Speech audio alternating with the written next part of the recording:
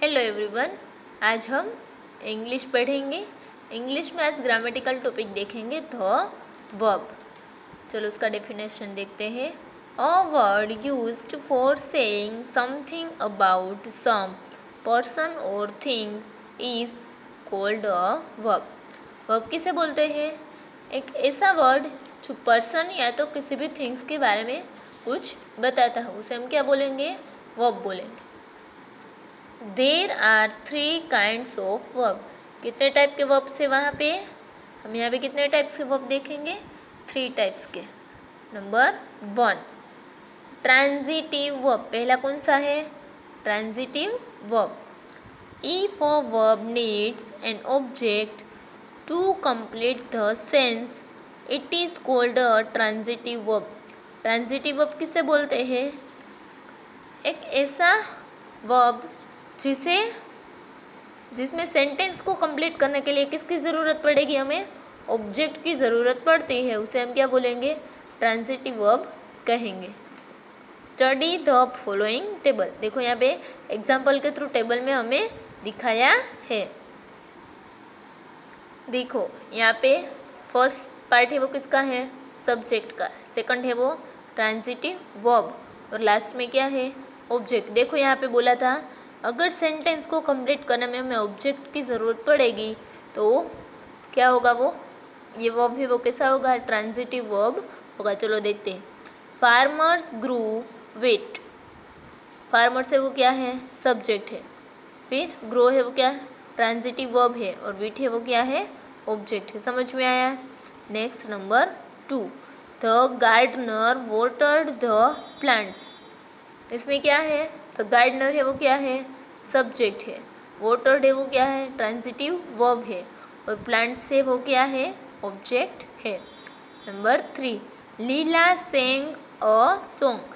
लीला है वो क्या है? सब्जेक्ट है। सेंग यानी कि ट्रांजिटिव वर्ब और अ सॉन्ग यानी कि ऑब्जेक्ट। देखो यहाँ पहले में क्या किया है? फार्मर से वो वीट को ग्रो करते हैं यानी कि अनाज पकाते हैं। फिर गार्डनर है वो क्या करता है?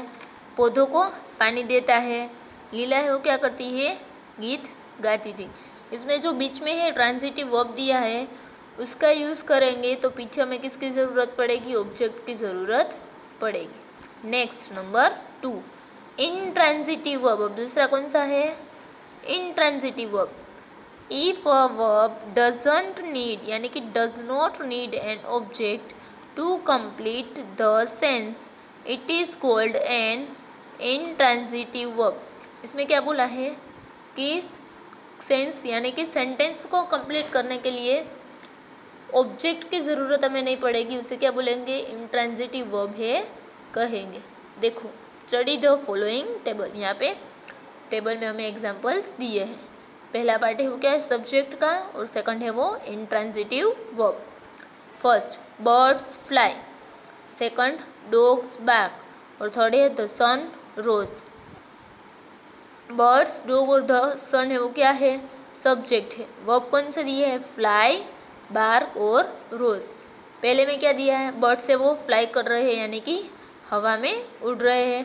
डॉग से यानी कि कुत्ता है वो भौंक रहा है। सन रोज यानी कि सूरज है वो निकल रहा। सूरज है वो निकलता है ना हर रोज सुबह। तो इसमें दिया है बर्ड से वो फ्लाई कर रहे हैं, डॉग्स बार्क कुत्ता भौंकता है, सन रोज यानी कि सूरज है वो निकला था। नेक्स्ट है नंबर 3 हेल्पिंग वर्ब। अब कौन से आएंगे? Helping verb. A word which helps the main verb to form a tense is called a helping verb or an auxiliary। क्या बोला है? एक वर्ड है जिसकी मदद से मेन वर्ब है वो टेंस बना सकता है, उसे हम क्या बोलेंगे? हेल्पिंग वर्ब या तो फिर N auxiliary. Study the following table. यहाँ पे टेबल दिया है। इसमें देखो एक नया वर्ड आया टेंस। टेंस यानी कि डिफरेंट टेंस हो गए जैसे कि भूतकाल, भविष्यकाल, वर्तमान काल। ये तीनों काल है, उसे हम टेंस में यूज़ करेंगे, वो आप आगे देखोगे। यहाँ पे देखो पहले पार्ट में है सब्जेक्ट, बीच में दिया है वर्ब, उसमें दो आएगा ना, इसमें मेन वर्ब और हेल्पिंग वर्ब दोनों आएंगे। तो पहला है वो हेल्पिंग वर्ब है, वो मेन वर्ब को मदद करेगा टेंस बनाने में। फिर है कॉम्प्लीमेंट। चलो देखते हैं। Misha is going home. Misha है वो घर पे जा रही है। My father will come tomorrow, यानी कि मेरे पापा है वो कल आएंगे। Dogs were barking in the street. कुत्ते हैं वो स्ट्रीट में भौंक रहे थे। Anita can solve this question. Anita है वो इस क्वेश्चन को सोल्व कर सकती है। इसमें देखो यहाँ पे हेल्पिंग वर्ब में क्या आएगा, is, will, were, can. Helping verb में am is, are, was, were, can, could, shall, will, ये सारे है वो हेल्पिंग वर्ब है। उसकी मदद से मेन वर्ब है वो टेंस बना सकता है। मेन वर्ब में गोइंग, कम, बार्किंग, सोल्व ये क्या है, मेन वर्ब है। और कॉम्प्लीमेंट में दिया है कोई जगह का, प्लेस का, थिंग का name, home, tomorrow, in the street, this question. समझ में आया। नेक्स्ट है द डबल ऑब्जेक्ट। दो ऑब्जेक्ट इसमें आएगा। अभी तक हमने सिर्फ एक ही ऑब्जेक्ट देखा था। चलो देखते हैं। Some transitive verbs have two objects after them. Transitive verbs है उसमें कितने ऑब्जेक्ट का यूज होगा, दो ऑब्जेक्ट का उसके बाद। These objects are called the indirect object और दूसरा है द डायरेक्ट ऑब्जेक्ट। क्या है, ट्रांजिटिव वर्ब में दो ऑब्जेक्ट का यूज होगा, पर कब, उसके बाद, यानी कि आफ्टर देम। ट्रांजिटिव वर्ब के बाद उसका यूज होगा। इसका नाम क्या है, इनडायरेक्ट ऑब्जेक्ट, यानी कि इनडायरेक्ट ऑब्जेक्ट, और दूसरा है वो डायरेक्ट ऑब्जेक्ट। ये दोनों का नाम यहाँ पे लिखा है। Study the following sentences. यहाँ पे दूसरे एग्जाम्पल्स के थ्रू टेबल में सेंटेंसेस है वो दिए हैं। First part subject, second part transitive verb, third part indirect object और फोर्थ पार्ट है वो डायरेक्ट ऑब्जेक्ट। इसमें बोला ही है कि ये दोनों डबल ऑब्जेक्ट यानी कि इनडायरेक्ट ऑब्जेक्ट और डायरेक्ट ऑब्जेक्ट है वो कब यूज होगा, ट्रांजिटिव वर्ब के बाद। तो देखो यहाँ पे उसके बाद ही लिखा है। Number 1, my father gave me a book, यानी कि मेरे पापा ने मुझे क्या दिया, बुक दी। Number 2, our teacher taught us English, हमारे टीचर ने हमें क्या पढ़ाया, इंग्लिश पढ़ाया। Number 3, Mohan send his brother a gift, Mohan ने क्या भेजा, अपने भाई को गिफ्ट भेजा।